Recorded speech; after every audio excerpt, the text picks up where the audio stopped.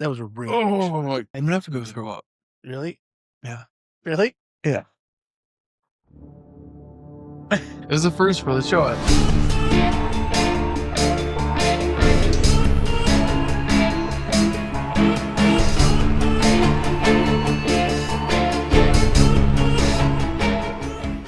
We're drinking vodka? Yep. In the spirit of spirits.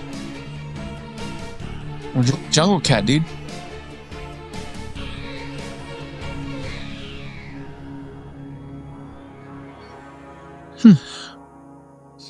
Tastes like rubbing alcohol. Yeah, I thought it was gonna be worse. I also thought it was gonna be better. Yes. Just has no flavor. It's just like it just burns. That's it, though. There's no taste. I don't get vodka. Me either. It's worthless. I think that says a lot about us as people. Well, welcome. We just hit the shot. Yeah, we did it. Oh, we're feeling great. I sound like Poopy Butthole from Rick and Morty. Hey, you wonder why I was back. I don't know, Rick. That's Morty. That's Morty for sure. Oh, yeah, for sure. Did you ever watch Rick and Morty? Yeah, Mr. Poopy Butthole. So good. Yeah. It's so good. You know, I'd watched some of Rick and Morty, but I have not watched all of Rick and Morty. You're crazy. It's so good. Why am I crazy? I don't know. They didn't watch it all. I guess that's fair. We're still doing that? I guess. Okay. Good to know. So, little white lie we've been telling you for a while is that we don't record 2 episodes in a row. In case you couldn't tell. I was wearing the same shit. Well, I am still hungover from the last episode. It's a week later. Or if it's just and I'm still burping like crazy and disgusting. And I think it's because I was so hungover, didn't eat any food, and I got a ridiculously sized burger. Yep. And I took a side of mac and cheese and a cup of chili, and I blended them together for chili mac. And it was really bad. But I think that's where all of this is coming from, is the chili mac and an entire burger. Yeah, maybe. I just did have like a kind of cool idea though. For like some cool, you guys, if you want to get involved, if you guys can nail down which episode we record first out of the 2 that we normally do, I don't know. We'll give you a surprise. I can't tell you what it is right now, but you'll get one. Peter's gonna give you a kiss. I might. On the lips. I might. In front of his girlfriend. I might eat a bag of sand. You never know. At this point, you're going to be eating sand once we hit our. We're getting pretty close. Damn near, dude. I don't know where we're at right now. We're 5. You're on the socials. But anyways, yeah. So full transparency, Jamie's just as hungover as he was the episode that we recorded before this. So Tuesday last, yeah. Yep. Tuesday last. Just you keep drinking, and then by the time I'm drunk, I'll be ready to want to go to bed. That's perfect. I love that for you. Did we welcome everyone? I don't know. Did you? I don't know. I thought that was your job. I know, but you're in charge of everything. All right. So welcome everybody to another alcohol-fueled adventure in the world of horror and intrigue. This is Horror Whiskey Company. I am Peter, and this is Jamie. And we figured, while Jamie's still here in Colorado, we'd do another local episode. And this one is one that we've kind of wanted to do for a while. Yeah, I've like suggested like a shit ton of times. You just like been like ha ha ha, and just never. It's not was ever interesting to you? Well, here's the deal: is that researching 5 stories instead of 1 takes a lot more work. So, like, trying to figure out. You said that this episode was the least amount of research you did.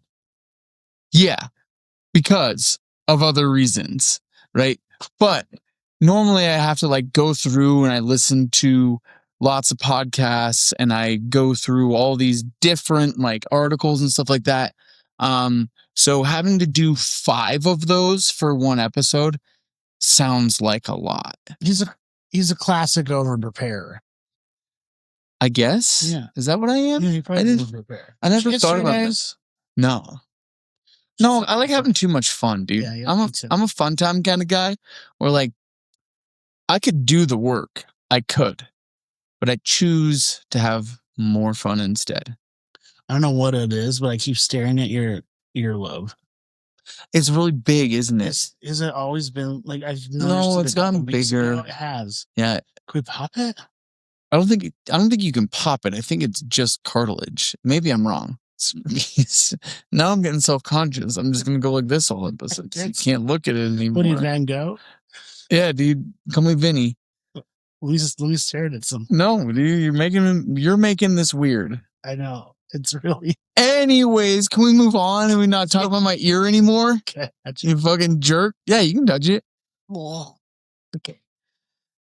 Oh, dude, you gotta get that's gonna have to be removed. Yeah, I think it's like surgery. You have to go to like pimple popper. Problem is like I've like had it pierced like 6 or 7 or 8.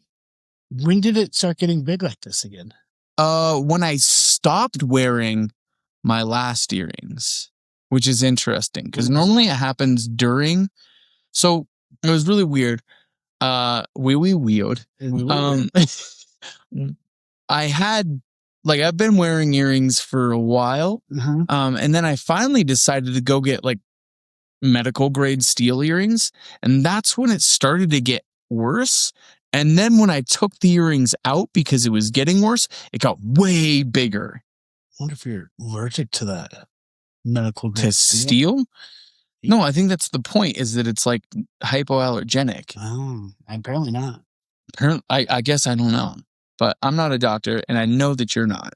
I'm really sorry, listeners. I didn't mean to out Jamie in front of everyone. You're like, I definitely know you're not a doctor. I'm not. You're not definitely not.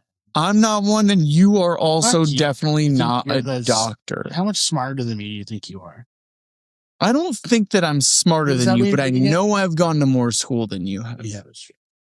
All right, what are we fucking talking about? So when people talk about Colorado, they talk about the mountains and the skiing and craft beer, legal weed. And look, all of that is very real. But there's another Colorado that doesn't make it onto the license plate. The one that was here long before any of that became selling points to move to Colorado. So tonight, we have 5 stories. And we're kicking things off with a vampire. An actual motherfucking born in Transylvania, stake through the heart vampire. Buried about 20 minutes north of Denver. So, we have our own vampire. We don't fucking need your vampires. We got our own. We also have Riverdale Road, 11 miles of haunted highway outside of Brighton and Thornton that has been scaring people for over a century. We're going underground with Tommyknockers, and Stephen King fans already know where that's heading. But if the Riverdale Road section sounds a little bit familiar, 1, thank you for listening. 2, we have covered this before, and it may be one of our worst episodes because we maybe had some technical difficulties while recording that. So we felt that it needed a little revisit. Yeah, you couldn't understand anything we said because everything was so muffled. Yeah. What happened? I'm going to blame this on you, but I don't really know if it's your fault. Probably wasn't. Okay. Because we got new recording equipment and we didn't test it, and we turned it up before testing it. And when we got it, it was so fucking... That's right. It was so loud. It was so muffled that you could barely hear it. Yeah. Okay. Anyways, Riverdale Road, we're covering it again, just in case you know what? Don't even bother with episode 22. Or what it was? No, it had to have been earlier. I think it was 8. Yeah, it's super early. It was back when we only did one every 2 weeks. Yep. So we're also going into the legend of Skinwalkers tonight. So not like, I know you're thinking Skinwalker Ranch, which is in Utah. Different place. Well, kind of. Kind of ipso facto. Closer to that area, but a little bit further east is Skinwalkers that came from southern Colorado. Yep. And then we're going to be closing it out with the good old-fashioned Stanley Hotel, which a lot of people think this is where The Shining was based out of or recorded, and it in fact was not. They did not shoot The Shining there. No, That's Stephen King for sure. wrote The Shining in the Stanley Hotel. They recorded, or the movie was Filmed. shot in Mount Hood. Yeah. Oregon. Yeah. Outside of Hood River. Yep. Or I think it's the Overlook Hotel. So in the story, it is the It's called the Overlook in the movie, but I'm pretty sure it's also pretty similar named. Fun fact, though, Dumb and Dumber was in fact recorded in the Timberline Lodge. That's Timberline what it is. Lodge. Yep. This is like one of those. Fear me, bitch. This is like one of those hangovers where you're like, okay, It might never end. It might be time to move to the suburbs. Start, only having IPAs on weekends. Man, what a tough day. Because I'm feeling fine. I'm not. I will say the age has definitely caught up, so it hurts a little bit more every year. And I'm not trying to call you old, but I am. You got a couple years on me, so I can only imagine what my years are going to feel like in the future. Is this what I have to look forward to? Oh no. Anyways, so we have 5 stories in one state, and there's a thread running through all of them that is pretty simple to understand. This ground in Colorado was dark long before any of us got here. But before we get into any of that, let's talk about what's keeping us company tonight. Jamie, what are we drinking?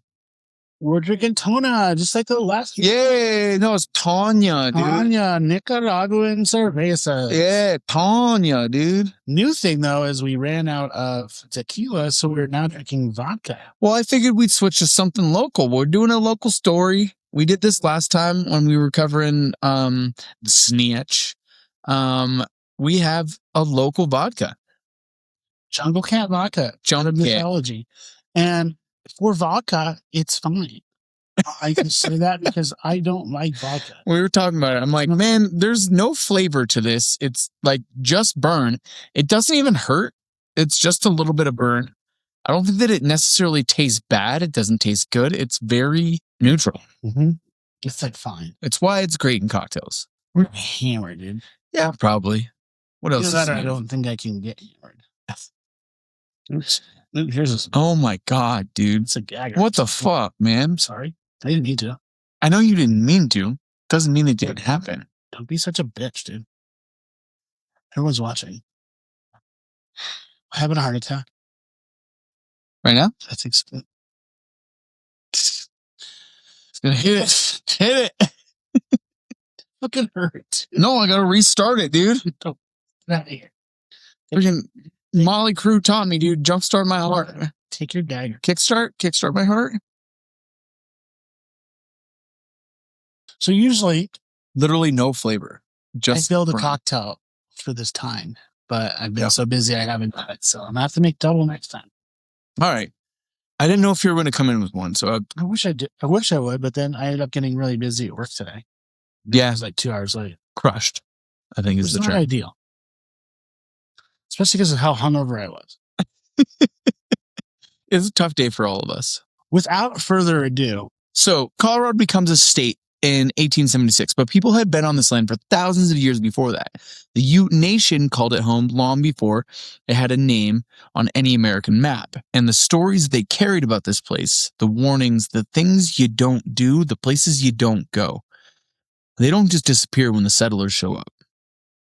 then come them miners. The prospectors, guys from Romania, Wales, and Italy. Just desperate men chasing gold and coal and silver through the mountains. They brought their own fears with them and their own monsters, their own things that go bump in the dark. The stories we're telling tonight didn't come from nowhere. Some of them are folklore, some are legend, some are documented history that got twisted into something darker over time. And some of them, honestly, nobody really has a good explanation for. It's like a game of telephone. Even now. Yes, 100%. Where you're like, Peter's a penis, and then someone changes it to Peter has no penis, and then someone changes it to Peter has a penis in his butt, kind of thing like that. Like it goes around. They just change it all. That's just such a good example. I'm really glad you brought that whole example up. You're welcome. Speaking of examples, I would like to make an example of one person. It is also Jeff Frank's birthday tonight. Told him to give a shout out. I know we gave him a shout out on the last one. Give him a shout out on this one. Yep. What did we Jeff Frank's for last time? Oh, I just brought it up real quick. It was during the intro that you think that we didn't do. You'll see it in editing. You'll laugh. He ain't gonna listen. Oh, liar! I told him he's getting mentioned, so he's gonna tell all his friends to listen. Perfect. It's a marketing ploy, my guy. I told you we should have that OnlyFans on our show. The one that goes like this, and then we get in a lot of trouble.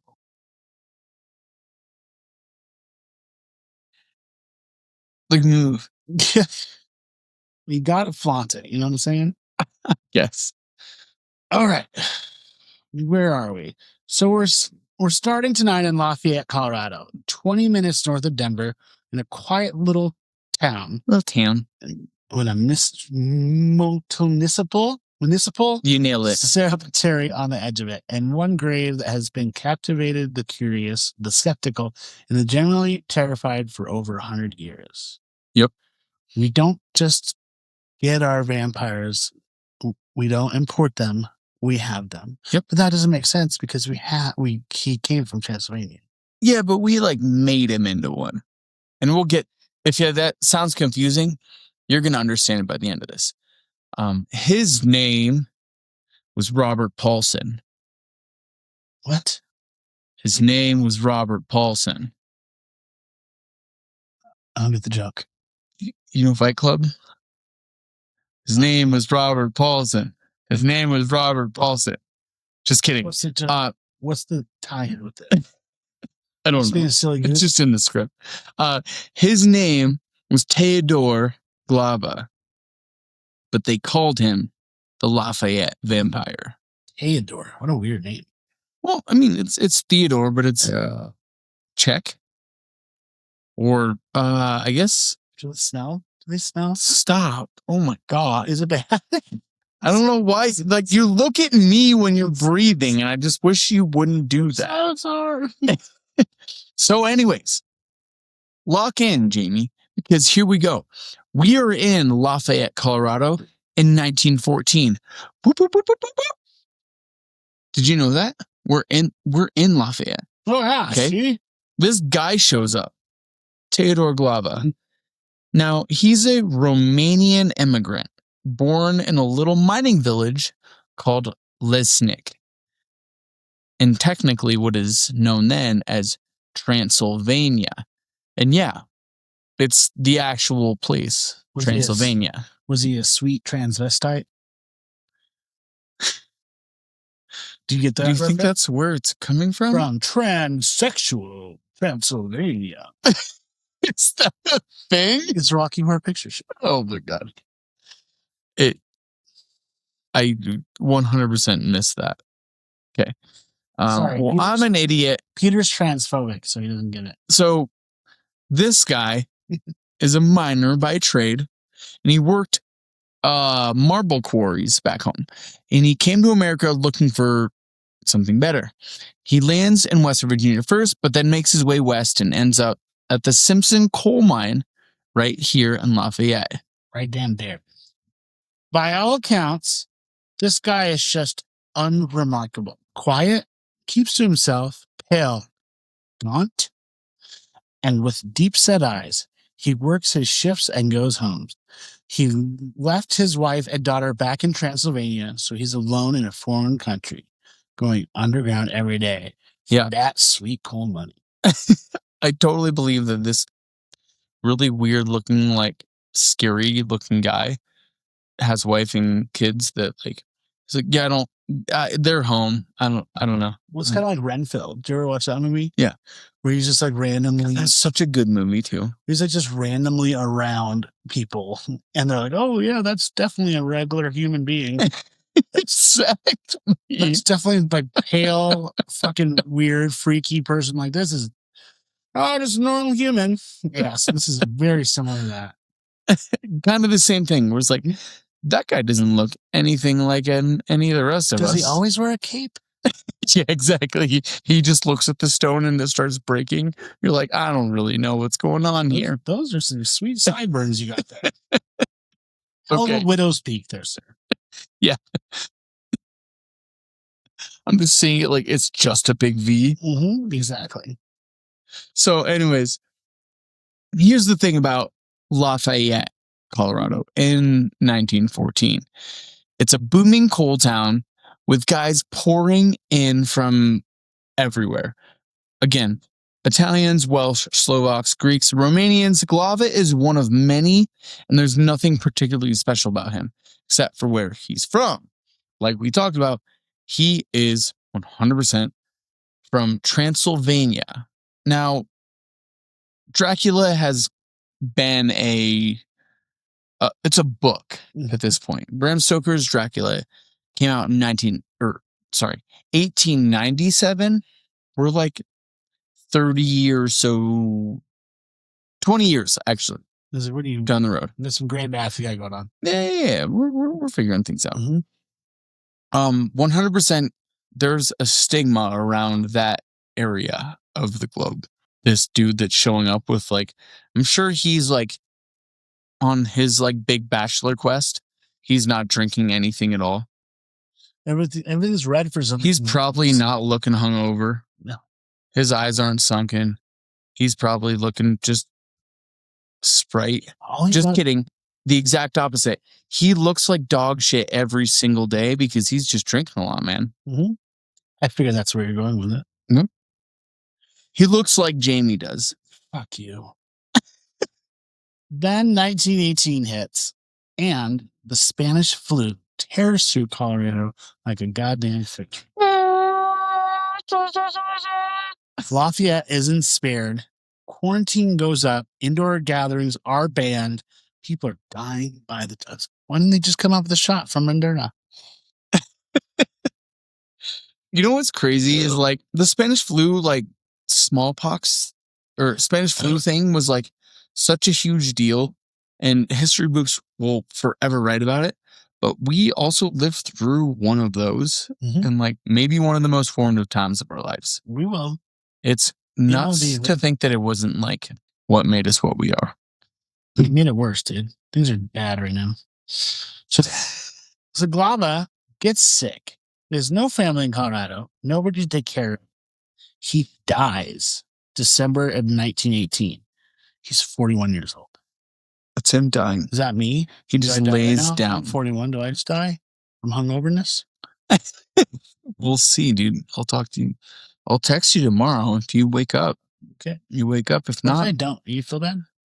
Well, I mean, like this is like a perfect like episode that we've just published, or like we're recording right now. So like if you die from like being too hungover, either way, we've talked about this. If one of us dies, like we're gonna see a huge boost in volume. So just I don't know if one of us like wants to or is interested in just like. You want me to die? No, I didn't say that. I'm just don't joke about this. Okay, you're gonna go to hell. So, anyways, Theodore Glava gets buried in Lafayette Municipal Cemetery in the paupers section, the poorest corner of the graveyard, reserved for people who died pretty much with nothing. His undertaker, a man named R.R. Powell, files a bill for embalming care, dated December 6th, 1918. And that bill still exists in the Colorado State Archives in Denver. Wow. He doesn't even get his own headstone. He shares one with another Romanian miner named John Trendifer. Yeah, you're doing great. Yeah. I was going to say John Chaffer. No, it's John. It's not John Taffer. John Trendifer. John Taffer is not in this episode. To John Taffer. Not related. Just another guy from the same part of the world who died 2 days after Glava. Also from the flu.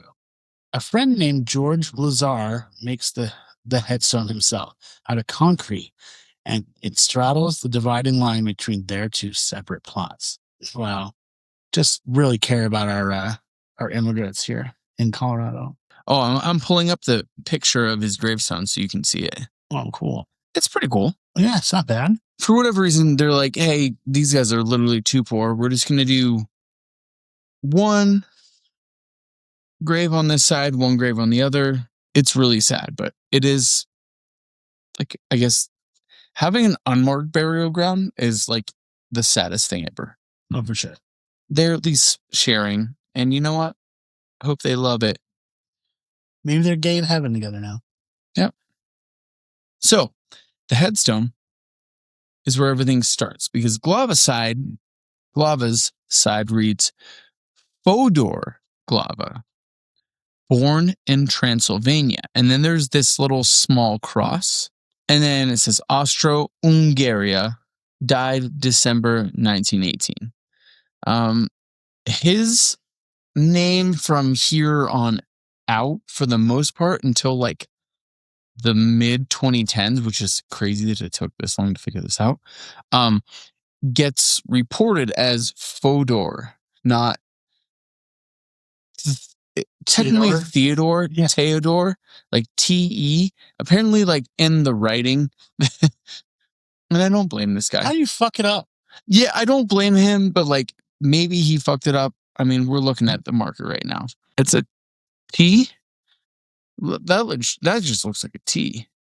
Does look like Tordo. He missed the E, 100%. Yeah. It's just a dyslexic dude. Yep. Hey, it's not his fault, right? Mm-hmm. It's just his problem. Fodor becomes like the name that everyone starts to stick with. Born in Transylvania, this is literally all it takes. Bram Stoker's Dracula has been out for 20 years at this point. Beliga Lugoski is about to make it as a full cultural institution, and here is a headstone in Colorado cemetery that says, plain as day, the man is from Transylvania. Yeah, at this point, it's really tough to like think about why you would be like, this guy is from Transylvania. I don't know who the rest of these people are. Witch! He's a witch! burner. So anyways, there's also this word on the stone that nobody can quite figure out. It reads Trandofear. People assume it's the stone of the other guy. It's just spelled wrong. So, yeah. Anyways, Trandofear is the Romanian word for rose. That's kind of this other guy's name. Did you know? In the snow. My eyes become white and the moon. I'm overstimulated, as the kids say. For a while, nothing happens. Glava is just a dead miner in a pauper's grave, and nobody really thinks anything about him. Then, in 1950, rolls around and parents in Lafayette start telling their kids, hey, don't stay out past dark because there's a vampire buried in that cemetery. A Transylvanian vampire. He will fucking get you. So it's basically a behavior modification tactic. Same energy as La Llorona. You need your kids home before sundown so that you give them something to be scared of, because they're not afraid of you enough. One of the earliest accounts comes from a woman named Eleanor Montour, who said that in a pretty recent interview in 2022 that her mom used to warn her about the Transylvanian in the cemetery when she was a kid in like the late 1940s. Makes sense to me. Scare tactics, get people out. Don't drink that water. It's full of blood. Yeah. Also just like, hey, there's a vampire in that cemetery. He's going to get you. Someone pooped in there. Over the following decades, the legend evolves, and it evolves straight towards Bram Stoker. Never seen during the day, usually long fingernails, bitten by a wolf. Came to America because the old country wouldn't have him. There's even a 1993 Rocky Mountain News article that tracks down a 19-year-old self-described vampirologist worked at the Sonic drive-thru in Lafayette. So obviously it's credible. Yeah, it's super credible. Yeah. who gathered most of his knowledge from, and I quote, old ladies who lived over in that old part of town. It's like the funniest thing that I stumbled across. Yeah. And the research was just like, and this dude who like swears that he's a vampirologist. I don't, is that the right term? There's one in vampirologist.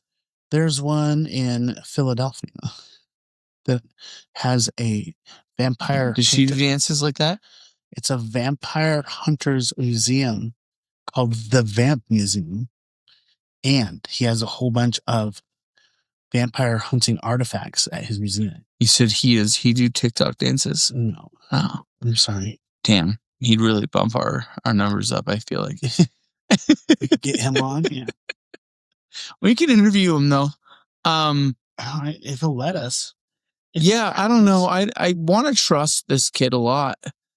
We all have that one person from high school. Yeah. That works at Foot Locker or something like that. Or O'Neill's.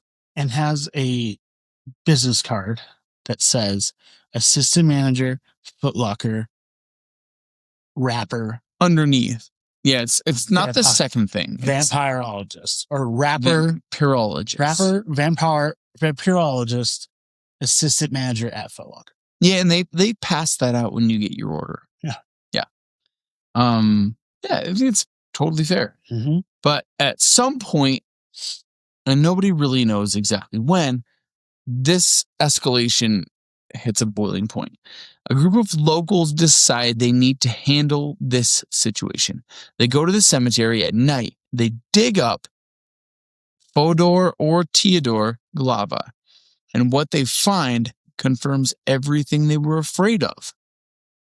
There's blood around his mouth, teeth that seem longer than they should be, fingernails still growing.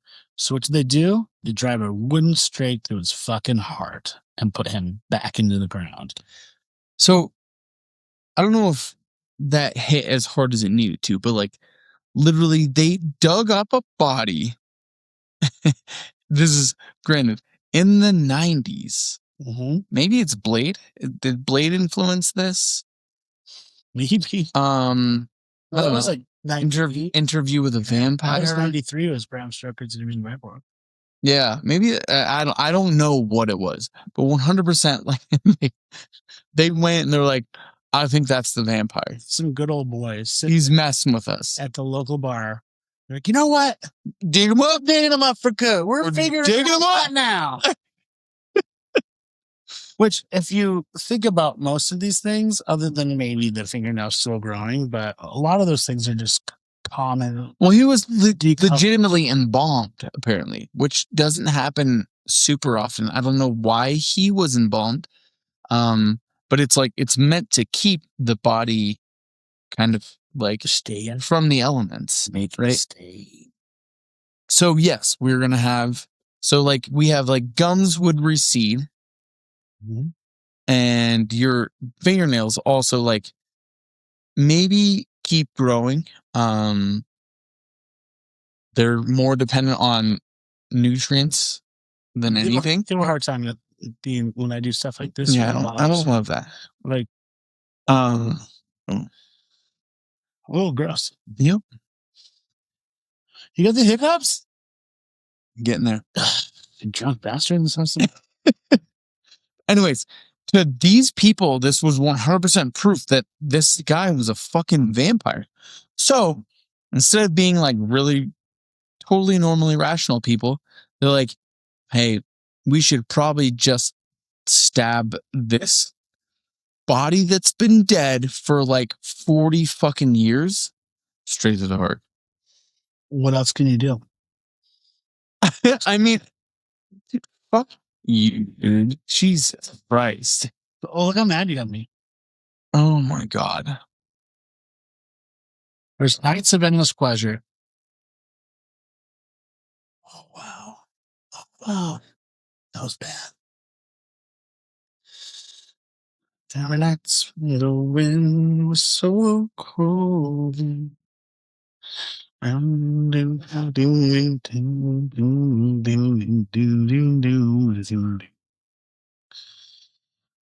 That was a really Oh my! keep pouring in these really big shots. I don't know why I enjoy it. Your misery. What I do. Oh, I mean, I might be drunk again now instead of hungover. He's pissed, guys. If you can't tell, but in real life, I'm gonna have to go throw up. Really? Yeah. Really? Yeah. It was the first for the show, I think. I'm not actually gonna throw up, but I'm definitely gonna like loudly fucking exhaust this. Peter's puking. First for the show, and let it be known, Jamie can outdrink Peter. Whoa. The gagger that got him. It didn't get me anyways, so He's so mad. I told you can't tell. And he's very mad. oh my God. Right. You're so brave. Okay. Where were we? Well, I think where we were was that there was no documented record of this actually ever happening. That they dug him up? Yeah. Or stuck a stake through his heart. Right? Mm-hmm. But, by the way, no newspaper account, legal filings, nothing. It may have happened, or it may be that legend grew legs over the years. What is documented, though, is that Clava was embalmed because the coroner, R.R. Powell, has a bill that provides that. And there's like a whole, you can go through the state archives that pretty much says, this is what I did to put this person in the ground. I didn't realize that was a thing that people had to do, but he did it. Apparently. So the grave is still there. Lafayette Municipal Cemetery. You can go see it, and it doesn't look like a normal grave because there's a tree growing directly out of the center of the plot. Straight up through the earth, unlike anything else growing around it. The legend says that it grew from the stake they drove through his heart. The slightly less romantic version explains that it's a Jupiter tree. It resists rot and is historically used for fence posts and stakes. The plot thickens. How big would that tree be, though, if it was 1950? It's honestly pretty big right now. You said this is when they dug it up in 1950, or is it the 93? They dug him up in 1950. The tree is like started sprouting in like the 90s. Okay, so he was dug up, thrown the stake in the 50s. It started sprouting in the 90s. That makes sense. 40 years, gets a tree. 30 years, 40 years, Yeah. 43. Okay. People have been leaving things at the grave for decades. Coins, crosses, garlic, black candles,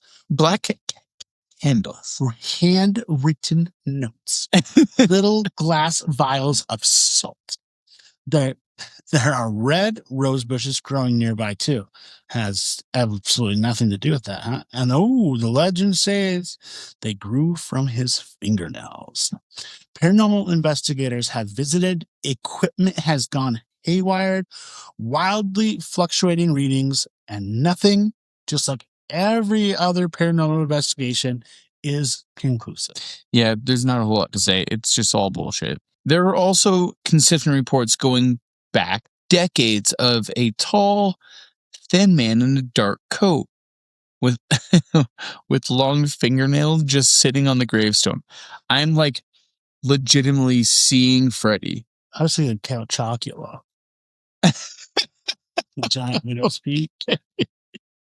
Anyways, like, know what I'm saying though? Like, how do you see that he has really long? Have you ever seen someone from a distance and been like, those are really long fingernails?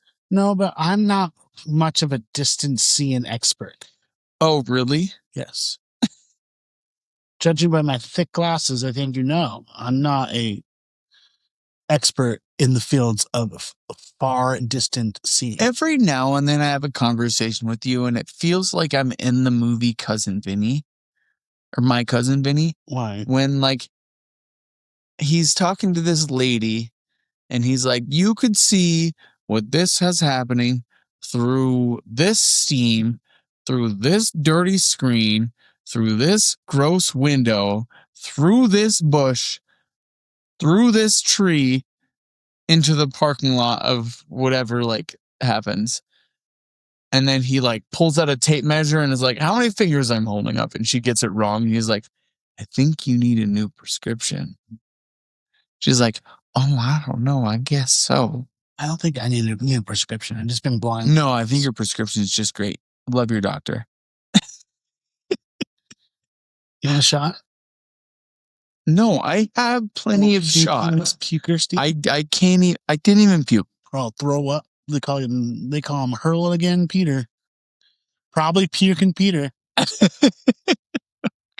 Where's probably? So anyways, Peter probably puking. There's reports the tall, weird, long-nailed man. Apparently, he's not doing anything. He's just sitting there waiting, making cereal. Yep, Count Chocula. And a former police chief allegedly told people that once he found a handmade doll on top of the grave with a pin driven straight through. Oh, that black voodoo is there. Makes sense because, that's where Saint Germain was found, was in New Orleans. So maybe some of that black voodoo came, knew it was a vampire, came and killed him.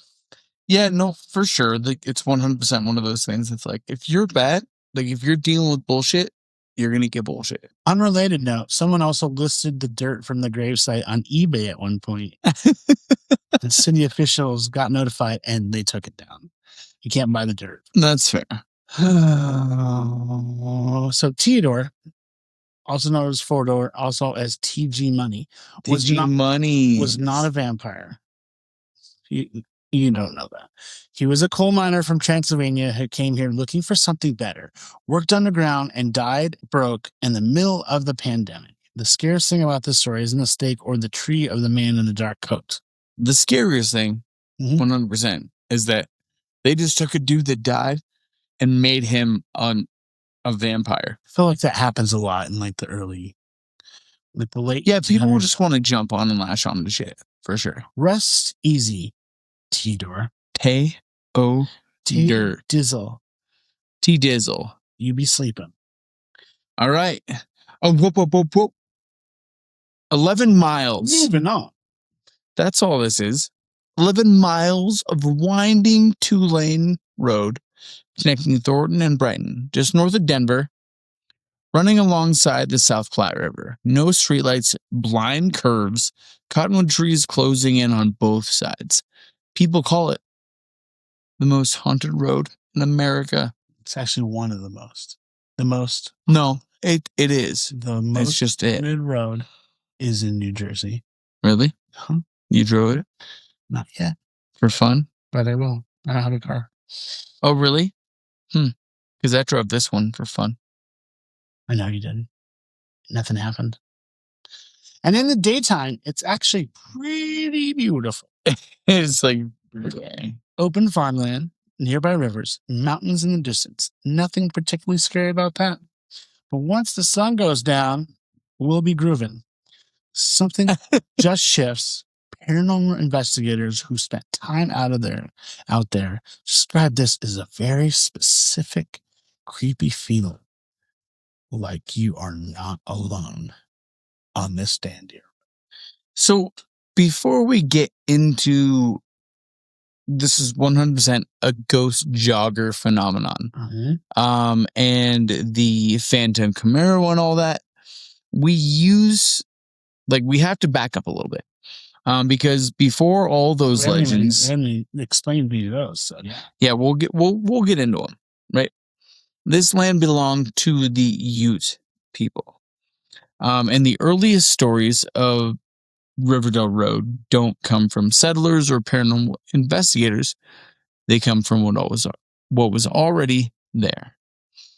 There is a Native American burial ground near Riverdale Road, and the lore around it predates everything else on this list.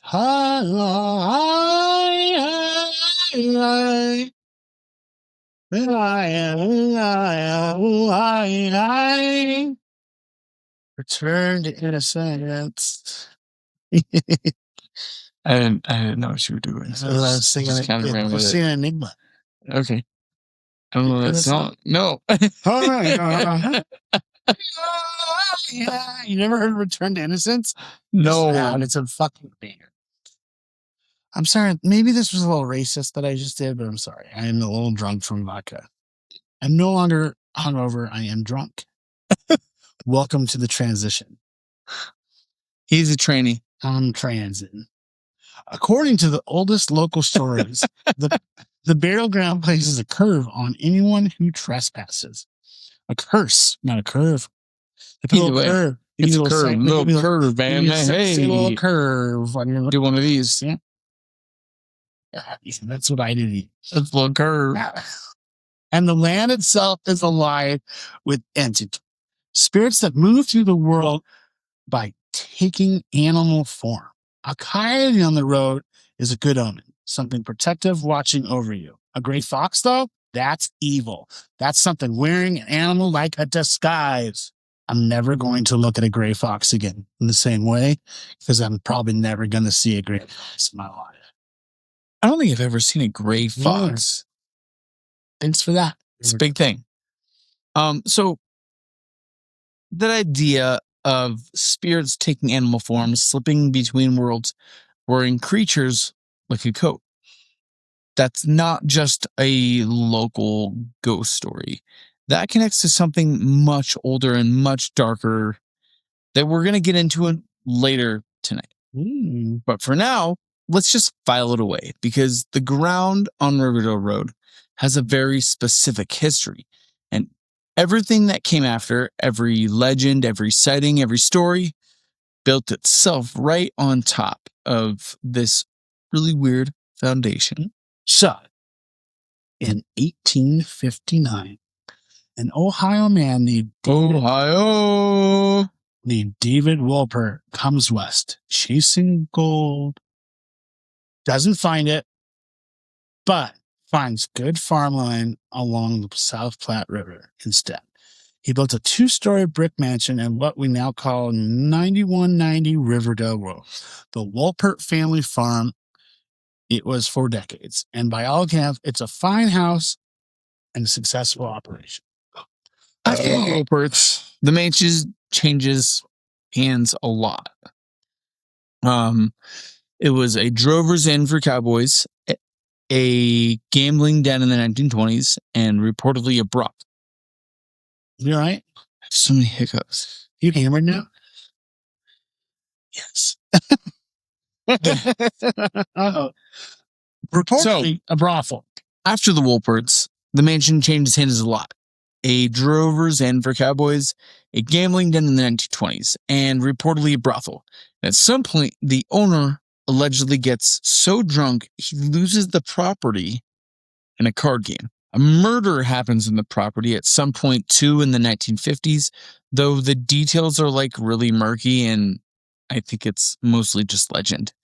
But by 1975, the whole thing is abandoned and condemned, with county health department having already ordered everyone out and calling it a legitimate fire hazard. November 28th, 1975, 1 a.m, the mansion at 9190 Riverdale Road goes up in flames. Yay.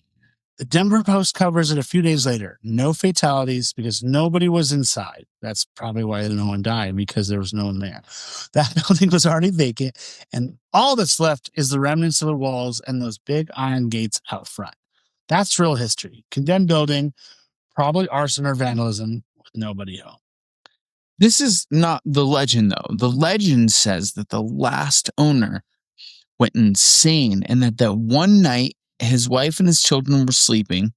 He set the house on fire and burned them alive. And then he just vanished. Never found, never charged, never seen again. And these iron gates still stand in the ruins. People started calling them the gates of hell. People who drive past the gates of hell at night report seeing a woman in a white dress out in the ruins, eyes straight ahead, never looking at you. Most people think it's the wife, still in there, still moving around the house that killed her, still looking for her children. She appears in your headlights. You stop to help. You check your rear view. She's gone. So I thought there was no casualties. So maybe She wasn't found because she's completely burnt. Yeah, I don't think this is like, and this is one of those things that's like they're throwing legend onto something that didn't actually happen. Also twisted. Oh yeah, I think I saw a lady out there. Oh yeah, I get exactly. So the Gates of Hell and the Lady in White are, let's call it, the headliners. But Riverdale Road has a whole supporting cast as well. There's the Jogger Hill near 120th Avenue. The story goes that a jogger got hit in a hit and run out there, and the driver panicked and took off. The jogger died alone on the road. Now he runs the hill at night, and if you stop at the top of the hill and kill your lights, you can hear him coming, tapping on the sides of your window as he passes. And the legend says, if you let him come near your driver's window, you die. Did you do that when you rode the road? I did not. I was scared. I didn't know that was a real thing. Either. Then there is my personal favorite story about this is the best one for sure. There's a phantom Camaro, single headlight, just like the sun, coming up fast in your rear view, pulls alongside you, black, moving, and then it's gone. No turn signals, no brake lights, nothing. Multiple people have reported it over the years, and no one has ever gotten a plate number. Ghost car. So, full moon nights on Riverdale Road become their own specific warning. Drive it under a full moon and look up at the cottonwood trees. The branches are long and they curve in this really creepy but particular way. And people report seeing bodies hang from them, silhouettes swinging here and there, then gone. Now, this ties back to when it used to be a brothel, when the Woolport Mansion was a brothel, that they would just string people up for not paying their bills. Some versions also claim that these legends come from ghosts of people who were hanged for witchcraft on this land centuries ago. Witch! Burner. Then there's this little boy. He's just so small. He's just like the smallest little boy ever. A small child who used to walk Riverdale Road every morning on his way to school until he was hit by a car and the driver didn't stop.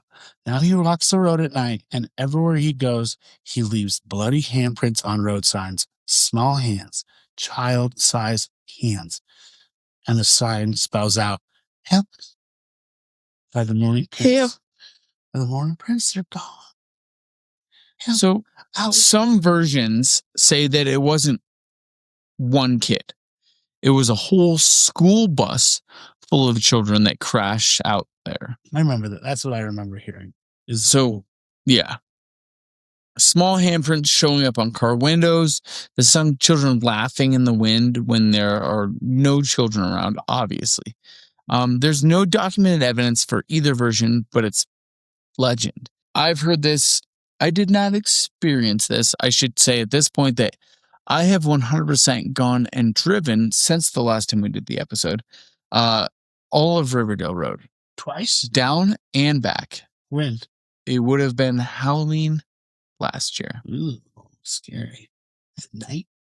At night. It was terrifying. Yeah. It was like maybe the best haunted house I've been to in Colorado. Yeah. And then someone, nobody knows who, puts up a handmade sign along the road. 2 of them have been photographed and shared all over the internet. One says, "This road is cursed." The other one says, "Hitchhikers may be demons." This is a crazy, I think that's the funniest thing that someone that's interested in this kind of shit could do. We're like, hey, dude, you're not paying any attention to the real deal here. Make people pay attention to the horror around this. Just make signs and just put them out there. It's like if you go to Forks, Washington, and it'll be chances of a fire, and it'll be none, and then there's a chance of vampires, and all turn. Kind of. Because Forks is where Twilight took place. Yeah. Still never seen a Twilight. I refuse. Really? Yeah. Oh, I read them all. I have not seen all of them, but I have read them. You read the books? You confident? You're excited to say that on the internet right now? Yeah. I don't think I'm excited or confident to say that, but You did it. I did do that. Well, what's done? I did do. Remember what we said about the burial ground? Mm-hmm. The spirits taking in form, the things that wear creatures like a coat. The Hitchhiker legend on Riverdale Road goes a lot darker than just a ghost story, because the stories that come out of the burial ground tradition describe shapeshifters, things that look just human enough to make you pull over, and they get in your car. Friggin' jerks. And once they're in, they take control. They cause crashes, they disappear without a trace, and there's no evidence that they were ever in your vehicle. Fatal accidents with no explanation, single car crashes on straight stretches. Drivers who survive and can't account for what happened. Riverdale Road has a lot of those. So here's the thing about Riverdale Road. The ghost hunting community doesn't love to talk about it. It is genuinely one of the most dangerous roads in the Denver metro area, which is whatever. Mm-hmm. It's winding and dark. Dark, winding, blind curves. Like, it is legitimately one of those roads that, like, especially people that like live in the city, when they have to like drive where there's not streetlights, they just like don't know where the road goes. They were so bad at driving. It's kind of a road where you shouldn't have your kid, little tiny kid, your little baby boy. You shouldn't let him walk to school on your roadway. Yeah, it's probably true. In 2019 alone, in just 1 year, there were 33 reported documented property damage or injury accidents on that road, plus 4 fatalities.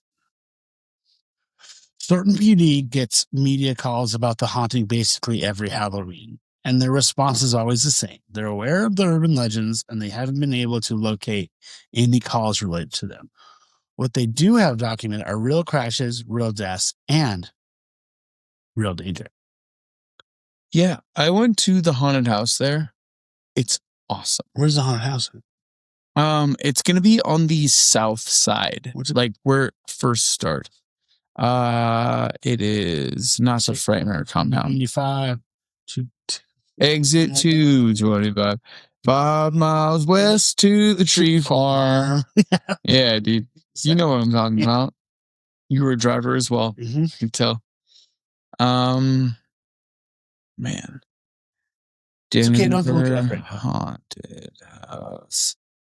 It is called. Anyways, let's just move on. We'll figure it out. There is a haunted house close to Riverdale Road.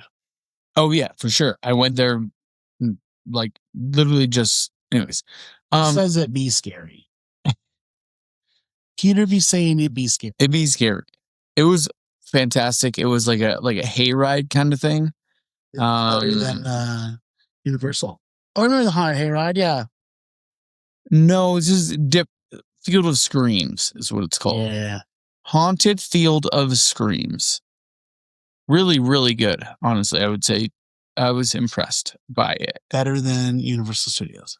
I'm going to just say that I can't weigh in on that because I like barely remember any of the haunted houses in Universal Studios. Fair. So, a ghost jogger tapping in your car, a woman in white who disappears, child's bloody handprint spilling, help me, bodies hanging in the trees, or people who died on a dark and dangerous road. And everyone else just couldn't make sense of it any other way. Riverdale Road. 11 miles, drive carefully. We've been talking about what's about the ground in Colorado. A vampire in a pauper's grave, a haunted road running along Cursed River. Now we're going underground. Colorado's mining history is massive. Thousands of men descending into the earth every single day in the late 1800s and early 1900s, chasing gold, silver, and coal. Men like Theodore Glava. And none of them went down alone. Great callback. Thinking about what actually means to work underground, no natural light, constant noise, rock shifting, water dripping, timbers growing under the weight of a mountain sitting on the top.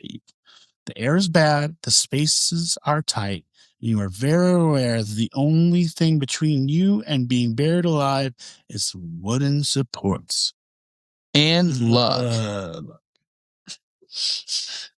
When the Colorado gold and silver rushes hit the 1850s and 1860s, mine owners needed experienced miners, people who actually knew what they were doing down there.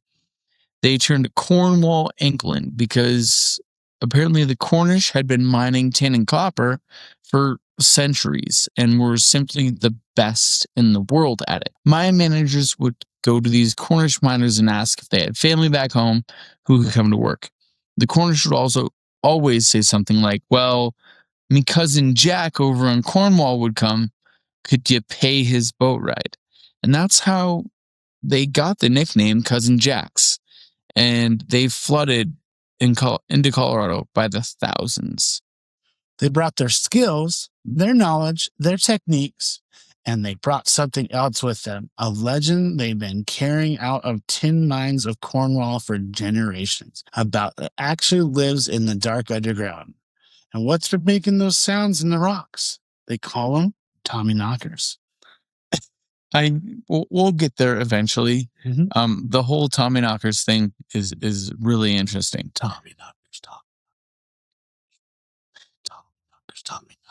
Good at Tommyknockers. So Tommyknockers are small, about 2 feet, with apparently big head, long arms, wrinkled skin, and white whiskers. Mm-hmm. They dress like miners, tiny versions of them, honestly. Sounds like they have Snow White. Helmets and boots and all of it. They're mischievous as hell. They steal your tools. They take bites of your lunch. They blow out your lamp and leave you standing in total darkness underground. They are not just pests. Because the Tommyknockers are also protectors. A lot of miners believe that they were actually the spirits of men who have already died in the mines, guys who stayed behind to look out for the ones still working. And the way they warned you is through the sound, knocking, tapping on the walls and timbers. That knocking meant get the fuck out right now. That mountain is about to be shifted. So you've got miners going underground every day into life or death conditions. And the thing keeping them alive, the thing that making them pay attention to every creak and groan is, in their eyes, a 2-foot goblin with a tiny helmet. Really? Call it superstition if you want. Call it a really effective early warning system dressed up in story people you could actually believe in. It's pretty much like the Tommyknockers is kind of like OSHA down there. They're like, hey, this is not good. Get out here, about to be shifting. Won't get. Here's where it gets dark. Miners believe 2 things at the same time. That one, that the Tommyknockers protect him, and then the other is that they actually saw one, not heard one, or found evidence of one, but actually laid eyes on one. You're going to die. Well, not might die, not probably die. You were going to die. No miner who ever claimed to see a Tommyknocker survived to tell about it. And that's not just one legend. That's consistent account across generations of miners on multiple continents. They'd steal your lunch and mess with your tools all day long, but if they actually showed themselves, it's the last thing you saw. And in some mines where the Tommyknocker activity was considered overwhelmingly male violent, not protective, just mean, the mines actually had to close. Not safety violations, not the ore running out. The men simply refused to go back to it. Yeah. The Tommyknocker thing was like kind of one of those weird like folklore traditions where like if you like they believed in that. Mm-hmm. And as a worker, like I'm trying to like relate it to like my normal life, but like if like every time I picked up like my well tequila and there was like a guy that said like gave me a thumbs up, there's like a little dwarf that just like gives you the tequila thumbs. It kind of sounds he said it's cool. Someone's excuse to not come to work. It does kind of sound. Well, I can't go to work today. The Tommyknockers told me that they're going to kill me. Look, that's one side of it. And also it gets used that way 100%. Exactly. So if you can't avoid them, and you can't, they live where you work, you try to stay on their good side. Now, miners developed rituals around this, and most common was really simple. They would save the last bite of their lunch and leave it for the Tommyknockers. Not really like a gift, but more of like a tribute, and it's an acknowledgement to know that they're there and you respect it. The cousin Jacks took this so seriously and refused to enter any new mine until management would assure them that Tommyknockers were already on duty. New mine, new knockers, no Cornish miners, non-negotiable. Yeah, this is like the craziest part of this story, I think, is that like you have a new mining prospect and like you don't have a whole lot built, but eventually you're going to come across like these cousin Jacks, which were like the best miners in the world, right? They're all Cornish miners. They're like, yeah, we won't go down in the mines unless there's the Tommyknockers. And as a mine prospector, you're like, well, I think they're there. Yeah, they're there. I've heard them, I think. Sure, yeah, dude. They're like, no, we want proof. They're like, all right, you guys head over to that room. Jim, go over there. Just start hitting shit. Yeah, they're there today. They're here. The Hebe gold mine near Central City, Colorado, keeps exactly 7 Tommyknocker statues inside. As legend says, you're supposed to. And if one breaks, it gets replaced immediately. Visitors are encouraged to leave offerings. Same as always. Yep. So before we move on, we have to talk about Stephen King for like just a second. Apparently he has this huge tie to Colorado because in 1987, he published the novel The Tommyknockers. He used this like nursery rhyme as like an opening. Said, late last night and the night before, Tommyknockers knocking at the door. I want to go out. I don't know if I can because I'm so afraid of the Tommyknocker man. So Stephen King took this story, right? And took pretty much a folk tale or like a nursery rhyme. And this is like a pretty common one. Late last night and the night before, Tommyknockers knock at the door was just the line, right? But he made his own line out of it. This was not written in the folklore or the nursery rhyme. Tommyknocker man part? The Tommyknocker man. Now, here's the thing. King borrowed the name and the basic energy of the things knocking around the underground, causing chaos. But his Tommyknockers have nothing to do with the Cornish mining folklore or anything in Colorado.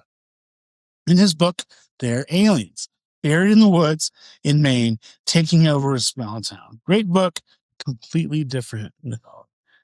Now, we bring up King here because this is not the last time tonight that his name comes up in connection with Colorado. The Tommyknockers is one thread. I'm making my own lonesome here. I thought you were doing another shot. I'm like, dude, you're gonna be hammered, dude. Good for you.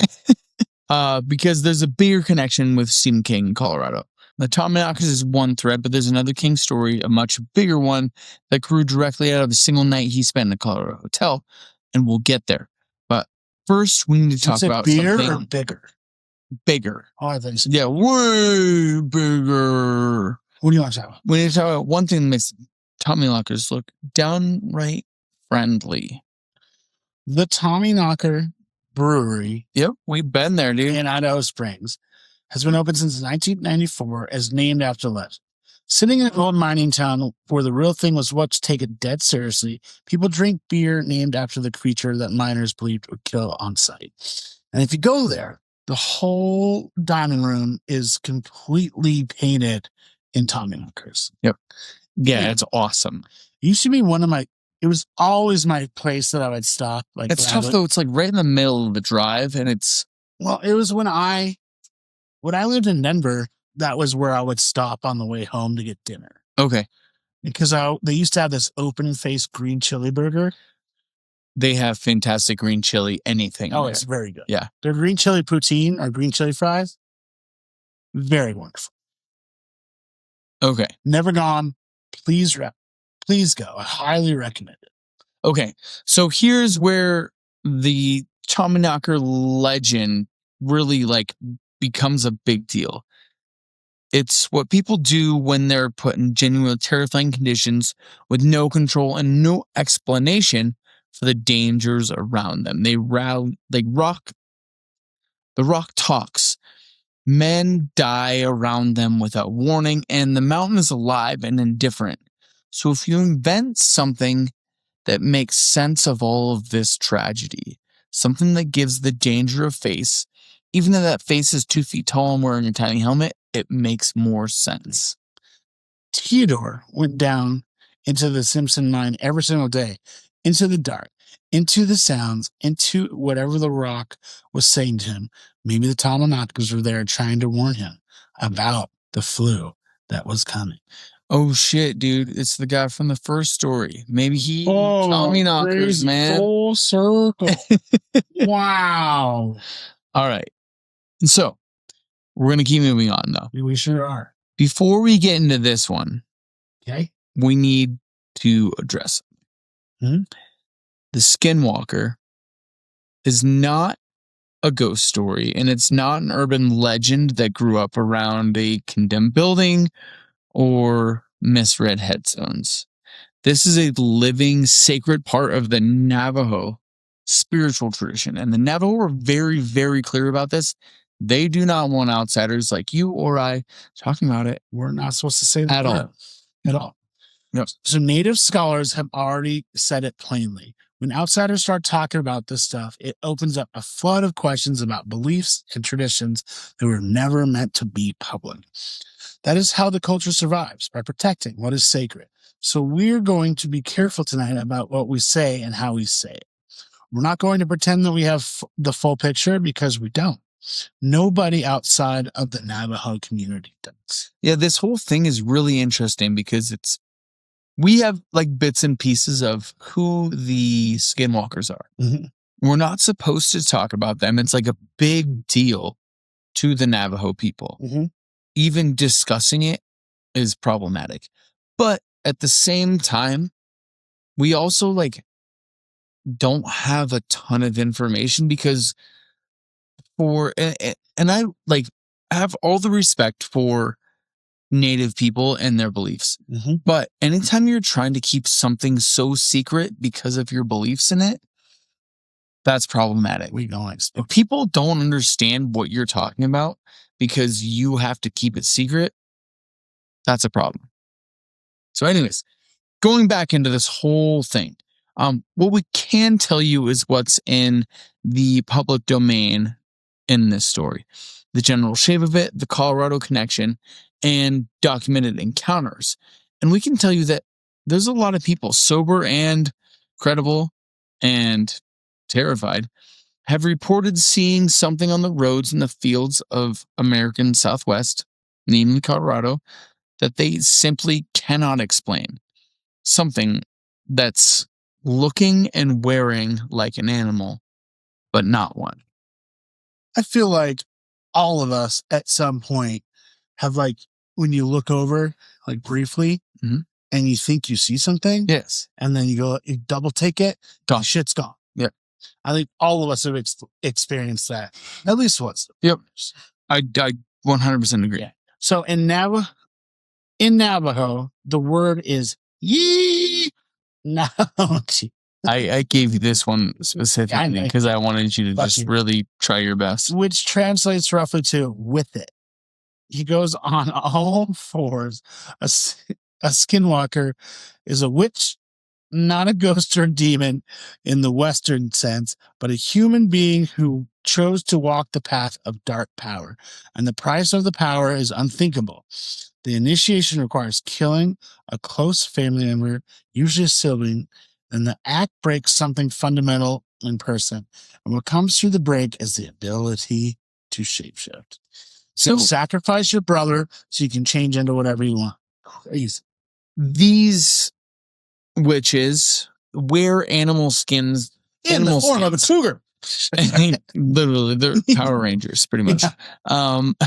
Coyote, wolf, bear, fox, cougar, whatever the job kind of calls for. In human form, their eyes look normal. Or, sorry, in human form, their eyes look animal. And in animal form, their eyes look human. That wrongness, for the most part, is how people can know whether or not they're dealing with a skinwalker. They walk among people during the day and then they transform at night. Sounds like a goddamn werewolf. Dude, the eyes is like I don't know. Beware the Ides of March. Well, sorry. That's really interesting you say that. I don't think it has anything to do with what we're talking about. It doesn't. But you should beware the eyes. Not Ides. The eyes. We're beware the eyes that march. Yeah, there we go. We're about a month past the Ides of March. They're not just shapeshifters. Do you know when the Ides of March is? March 5th. Are you sure? Yeah. I thought it was the 14th. It actually might be. I think Cinco de Mayo is actually the March 5th. What is it movie? I don't know, 15th. Is it the 15th every year? Damn near. Yeah. All right. They're not just shapeshifters. They can read minds, control behavior. Always the 15th. Make you sick. Some accounts say that they can steal your face. Wear you the way that they wear an animal skins. They hang around graveyards. They use human remains to make tools and poisons, and they are nearly impossible to kill. Bullets or knife dipped in white ash is the traditional method. Everything else just makes them angry. Yeah, we have our like very traditional, like unbeatable vampire type person. We're like, yep. If it's not even like, which is even crazier here, it's not just wood. Did you just pick out the white ash? Just have to sift through it? Yeah. Well, you have to find white ash specifically. You don't want no black ash here. I don't know. That sounds so racist. I'm just kidding. It's really funny because that's like, I have to choose which ash I want to use for the skis. Yeah. Like, no, I don't want none of that black ash. Oh, black ash. We need premium white ash. Why didn't you move me earlier? Now, what is really good and has a lot of contour to it is the black ash and the brown ash. I hate this. Go on. Okay. So, anyways, yeah, we'll just cut that whole thing.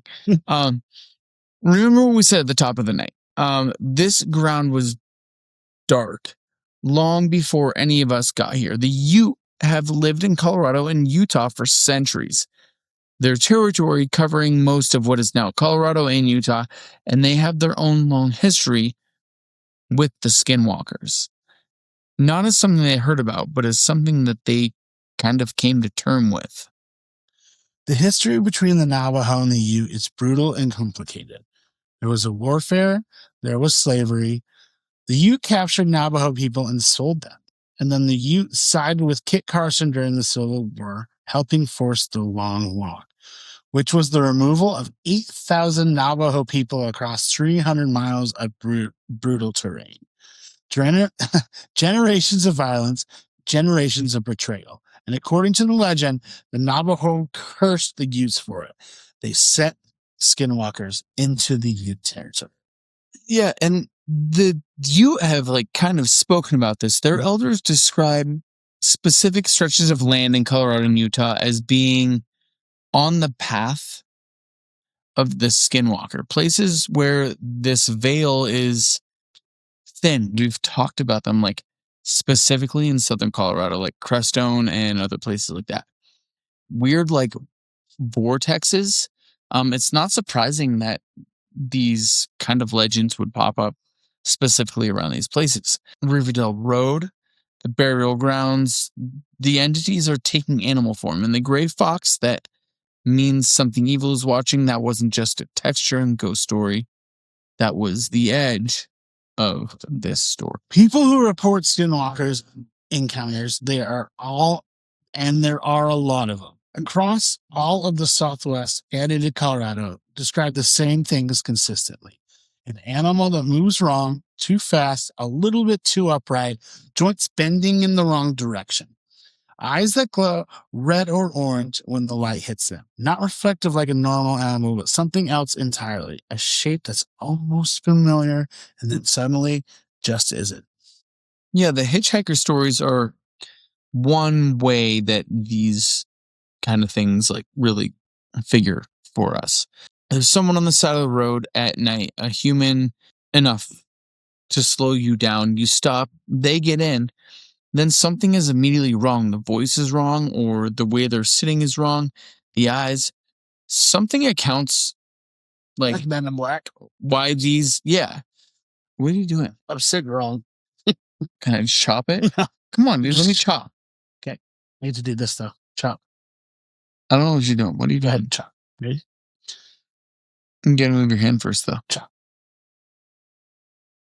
We're idiots. The voice is wrong, and the way that they're kind of sitting is wrong.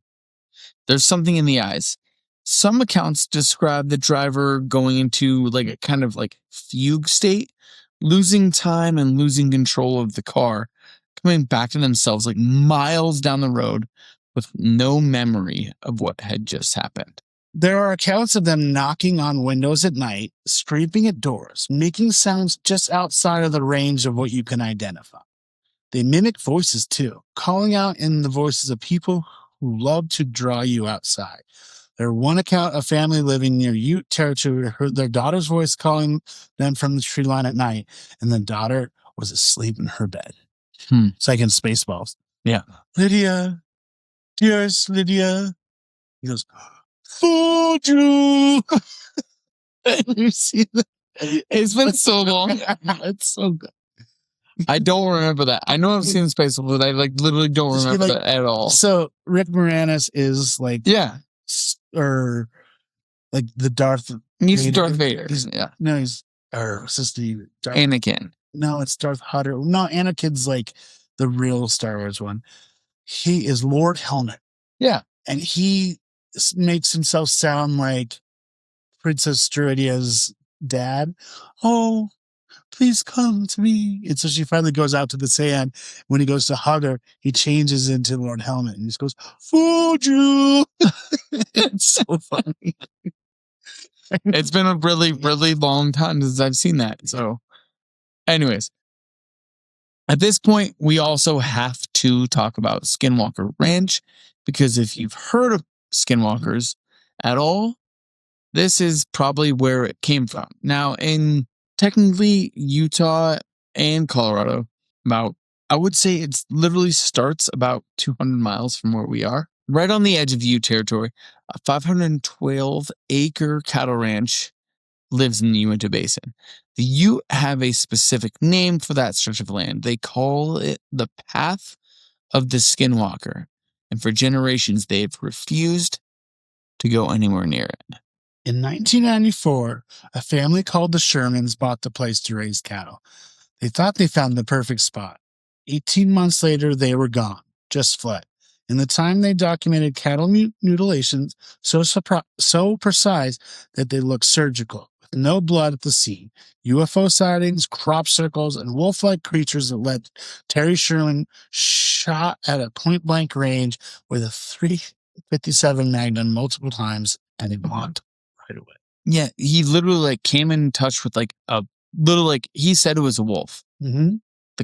But like not like a normal sized wolf, like a massive, giant animal that he like it's funny, interesting, like hearing him interviewed. He's like, I shot it like a lot of times and didn't do anything. So anyways, the Shermans sold their story to a local newspaper in 1996, and within 3 months of that, a Las Vegas real estate billionaire named Robert Bigelow bought the ranch for $200,000 and set up round-the-clock surveillance on the farm. Then a defense intelligence agency officially visited in 2007 and reported seeing what they described as a tunnel or portal opening in the air in front of him. And that visit kicked off a chain of events that led to the U.S. Senate authorizing $22 million in Department of Defense funding to study unidentified aerial phenomena, UAPs, with Skinwalker Ranch as a primary focus. $22 million from the United States Department of Defense to study a haunted ranch in Utah named after a Navajo witch. The program was called the Advanced Aerospace Threat Identification Program. It ran until... it's ATIP. ATIPs here. It ran until 2012 officially, and then some investigators believe the aspects of it continued under different names. The ranch is still active and still being studied, still not giving up whatever it has living out there. So here's what we know for certain, though. The Navajo believed in skinwalkers, not as a metaphor or a cautionary tale, but as a real and present danger, something that exists in the world alongside people. The Ute believed they were cursed with them, and their elders describe specific places in Colorado and Utah where that curse is still very much active. And hundreds of people across the Southwest have reported encounters that they cannot explain that match this description. And the United States government thought it was worth $22 million to find out if something's really out there. So is this folklore? Is it a framework for explaining things that scare us? Is it something that actually moves through the dark in the shape of an animal with human eyes? We don't fucking know. We generally do not know. If you're driving Colorado tonight, especially heading to Utah, and something on the side of the road flags you down, just don't stop, because the eyes are the warning enough. Beware the eyes of March. It's not eyes. It's eyes. I know what it is. That's why it's not eyes. I like it, though. I changed it. It really is. Beware. Beware the eyes that march. The eyes of March. Just also beware of those two. Et tu, Brutai. So anyways, okay, we need to come up for air, because we have covered a vampire, a haunted road, underground spirits that kill you on sight, and shape-shifting witches. Bunch of witches that were sent as a curse. So let's end tonight somewhere you might actually want to visit. Estes Park, Colorado, 70 miles north of Denver, right at the entrance to Rocky Mountain National Park. One of the most genuinely beautiful places in our entire state. It's also really fun during like September when elk mating season happens. And there's straight on elk just fighting each other in the middle of the fucking road in Estes Park. There's banging, dude. Oh yeah, it's really crazy. There'll be elk banging there for sure. Be fucking, dude. Pardon me. Elk be fucking for sure. Sitting up on a hill above town, looking out over the Rockies, a 142-room white colonial revival hotel has been there since the 4th of July in 19... Woo! Go America! The Stanley Hotel. Most famous haunted hotel in America. Maybe the Clown Motel is a little bit, but this one is definitely known better. You're right. The Clown Motel? The Clown Motel. Have you ever seen pictures of the Clown Motel? No. Oh, you should. So, like we said in the beginning of the episode, this is where Stephen King comes back. It's a callback. Sorry. You gave me the look like you were going to hit me. No. You can hit me if you want. I was reading this noise microphone. What are you doing? Get out of here. I'm just read your line, drunk. I'm leaning. All right, so follow your drunk. It's not. The Stanley Hotel was built by a name named Freeland Oscar Stanley, aka F.O. Stanley. Fuck off, Stanley. Fuck off, Stan. You might know him as the co-inventor of the Stanley Steamer. Only co-inventor? Who was Mr. Steamer, the other one? I don't know. Fair enough. But anyways, the steam-powered car that dominated American roads before the gas engine took over. I wonder if that would still work out today. Anyways, in 1903, Stanley gets diagnosed with tuberculosis. Doctor says he doesn't have long and tell him to get somewhere with clean air and a high altitude, which I can't imagine a doctor ever telling someone to go to high altitude, especially now what we know. Well, because it's It's all blood pressure, dude. You got to go low. Yeah, I guess you're right. Anyways, this is back in, 1903. He comes to Estes Park and the mountains. Yeah. He likes it so much that he decides to stay. And if you're going to stay somewhere, you might as well build a giant, grand, 35-acre pristine mountain hotel. The Stanley opens in July 4th of 1909, like we said. Built for upper-class Easterners, luxury accommodations, mountain views, fresh air for the F.O. Stanley lived to 91, spent decades of his life in Estes Park, and he loved that hotel. A lot of people think he never really left. In fact, guests and staff report seeing a well-dressed elderly man in the lobby and in the billiards room, aka just shooting pool. Someone who doesn't quite belong to the present, who fades when you look at him directly, and Flora Stanley, his wife, reportedly still plays the piano in the ballroom. People have watched the keys move all on their own. What song she playing? She's playing Hot Cross Buns. I got your picture. I thought I could just In 1974, Stephen King and his wife, Tabitha, are living down in Boulder.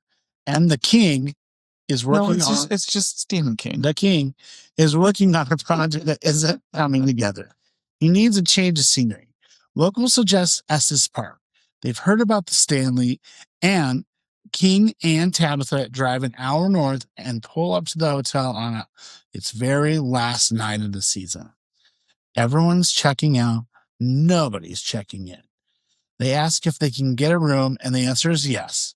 They will be the only guests in the entire building. So think about what this actually means. 142 rooms completely empty. Just the two of them and the staff packing up and leaving for winter. King later wrote, wandering through its corridors, I thought it seemed the perfect, maybe the archetypal setting for a ghost story. They have dinner, drinks at the bar, and they go to bed in room 217. That night, King had a night. He dreams of his 3-year-old son running through corridors of the hotel, looking back over his shoulder, screaming, being chased by a fire hose, and that had came to life. King wakes up in a cold sweat, heart pounding, nearly falls out of bed. He gets up, lights a cigarette, sits in a chair, and looks out at the Rocky Mountains. And by the time the cigarette is done, he has the bones of the Shining firmly set in mind. I would also probably caveat that, he's probably an 8-ball deep at this point. You think he's just ripping cocaine? It seems how are you sleeping? He's not. That's why he's up. He said he woke up. Yeah, he woke up and just started doing cocaine in the middle of the night. All right, fair enough. All right. So one night, one nightmare, one cigarette, maybe 1 gram, looking over the Rockies. That's where one of the greatest horror novels ever written came from. The Overlook Hotel in The Shining isn't the Stanley. King changed some details, he moved it around, invented his own mythology, but the seed, that feeling of that empty building and those long corridors, and the sense that something was in there with them, that all came from the Stanley. Room 217 was already famous before King ever set foot. June 25th, 1911, 2 years after the hotel opens, a flood knocks out the power, and F.O. Stanley himself Fuck off, Stanley. Decides to put gas lanterns in every room so the guests have light. The head chambermaid, Elizabeth Wilson, goes to the room lighting them, walks into 217 with a lit candle, and the gas had been leaking above the building. Up in there. So the explosion that followed blew out a significant portion of the actual hotel. A bathtub was reportedly seen flying through the air. Elizabeth Wilson got launched from the room's entrance all the way to the dining hall on the floor below. She survived broken ankles and a lot of burns, but she did survive, and then she came back to work. She just kept plugging away, working at the Stanley until the day she died. Jesus Christ.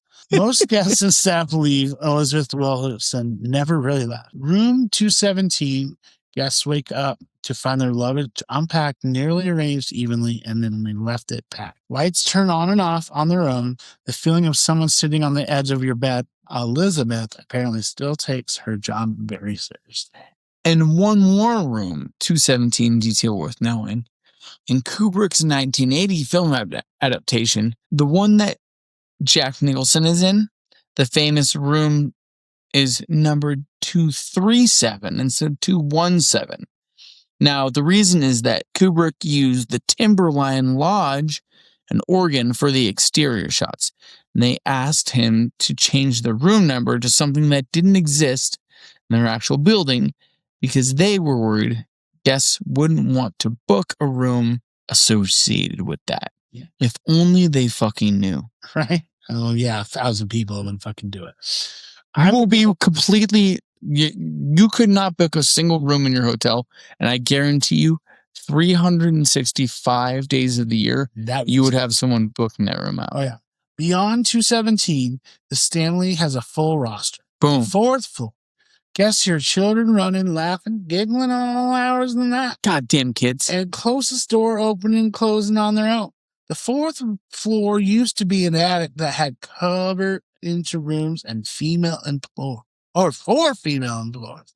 Nannies and their children. Could that be kids that never left? I don't know where you went with that, but you were real Southern. I really did. I don't know why. Room 428 has its own thing. A friendly cowboy who shows up sitting at the foot of the bed, particularly interested in female guests. Most Estes Park historians think it's the spirit of Rocky Mountain Jim Nugent, the brother of Ted, a famous local man from the early days of the town. His face was disfigured from a grizzly bear fight, and he got shot and killed in the 1870s over a land dispute. Now, I do have some things to say about potentially this man named Jim Nugent. It's not at all surprising to me that there's a cowboy who just has no allegiance to anyone. He's just trying to hook up with whoever will have him. Also, I think he's related to Ted Nugent. Yeah, that's what you said. I believe it. And then there's Jim Carrey. Ooh. Like I said earlier, in 1994, the Dumb and Dumber crew filmed at the Stanley Hotel. So, all of the Aspen scenes of Aspen Lodge are all at the Stanley Hotel. Inside, yeah. So Jim Carrey, being Jim Carrey, asks for room 217. He lasts a few hours and leaves in the middle of the night. He's never publicly said a single word about what happened in the room to this day. Jim Carrey. Ace Ventura, the cable guy. That's the same Jim Carrey that fled 217 in the middle of the night. I need that. I need to know. I don't know what happened. To the best of my knowledge, he has said very, very, very little about anything that happened that made him leave. Do you think he pooped his pants? He might have shit his pants. That's what. But that's what already happened in the movie. It couldn't be that real, right? Oh yeah, I guess he did shit his pants and well, no, he should have. That was fair enough. Fair enough. Move on. Fair. All right. So here is the detail that ties all of this together in a way that feels almost too perfect. Freeland Oscar Stanley, the man who built the Stanley Hotel, the Stanley Steamer, you might say, was born in 1849 in a small town in Maine. That town is called Kingfield. Stephen King was also born in Maine, and he writes almost all of his stories located in Maine.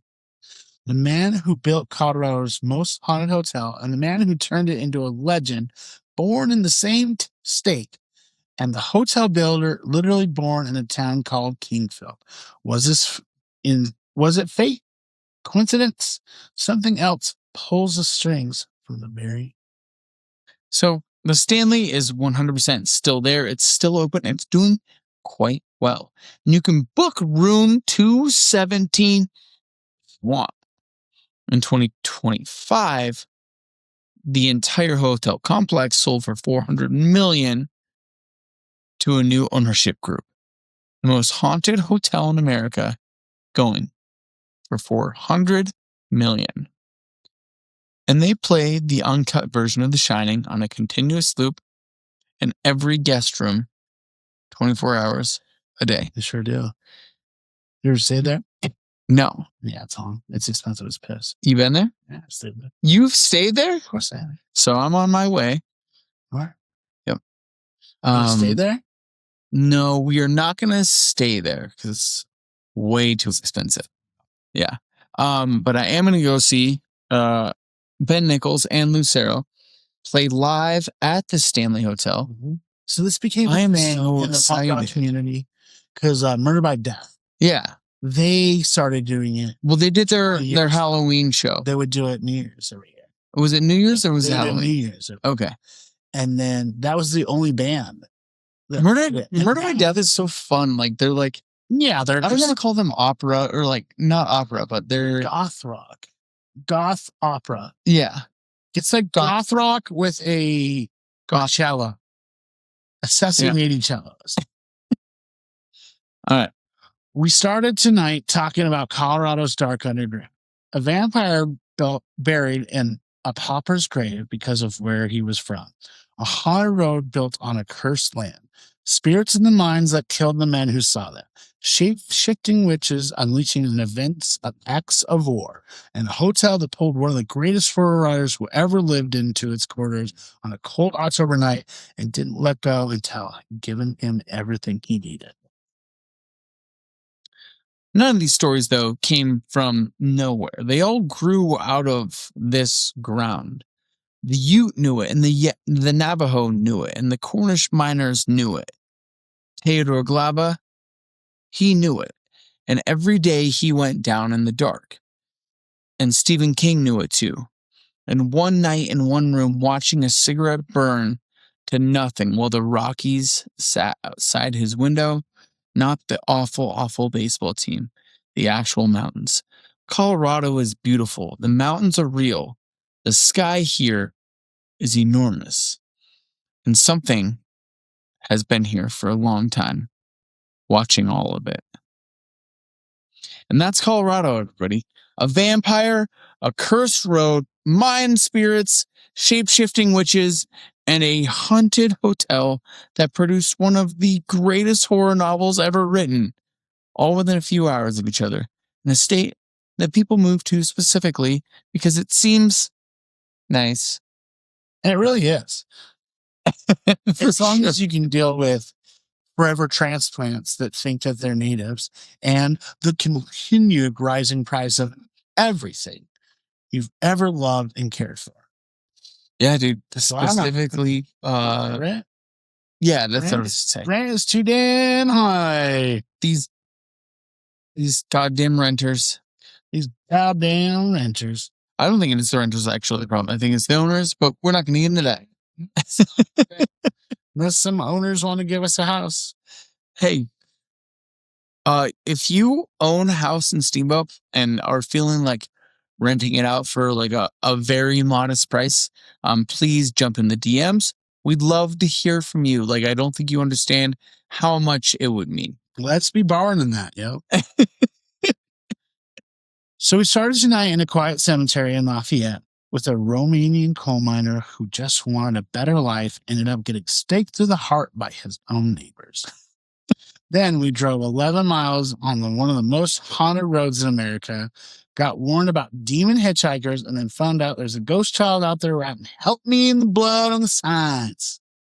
We went underground with 2-foot-tall mine goblins who protect you right up until the moment they kill you. Somehow connected to Stephen King.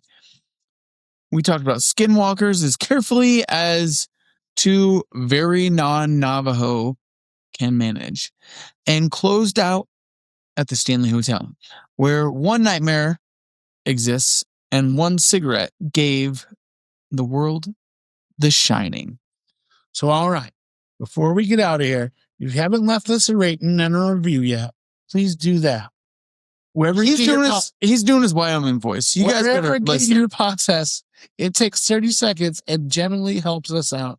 8 monumental fuck ton. Yep. You can find us on social media at are we still Horror Whiskey Company? That's our I name. don't actually know where we're at. As our name for it. Okay. As of right now, unless we try to change it. Everywhere else. Come and tell us you want to say hi. Tell us what story from tonight is your favorite. Tell us if you have any ideas for future episodes. Tell us if you've been to the Stanley. Tell us if you've driven down Riverdale Road. I have. It's fucking terrifying. In some like weird way, nothing even happened. I just felt fucking weird. Tell us if you think gray foxes are our enemies. And if you've ever wanted to support the show, share it. Find someone who loves horror, loves true crime, loves getting a little too deep into something dark on the weekend, and send it to them. We're building something here, and the more people find out, the weirder and the more wicked this shit gets. All right. So, we don't actually know what we're going to do for the next episode. We really never do. So, yeah, this shouldn't come as any surprise to any of you guys. But if you have ideas for what we should do next, send it to us. Be giving us some damn odd ideas, okay? Yo, get in the chat. Big ups. We love everyone that's been following. We love all our new friends. We love all our new followers. You never know what's going to end up coming to you. You never know what we're going to say. Usually I'm the drunk one. Peter was the drunk one today. It was all my I didn't. It was all my I don't think I necessarily got more drunk than you. I think you were. I think you turned it around, though. Oh, you were slurring. I'm slurring? You are. I've never been slurring, dude. You've been slurring. All I hear from you. You're saying that right now? All I hear from you are slurs. I'm just hearing no racial slurs. No, I hope not. Okay. What we will tell you is it will be whiskey, there will be horror, and there will be at least one moment where one of us says something we probably should. Yeah. All right. But anyways, with that, stay weird, stay wicked, and stay wasted.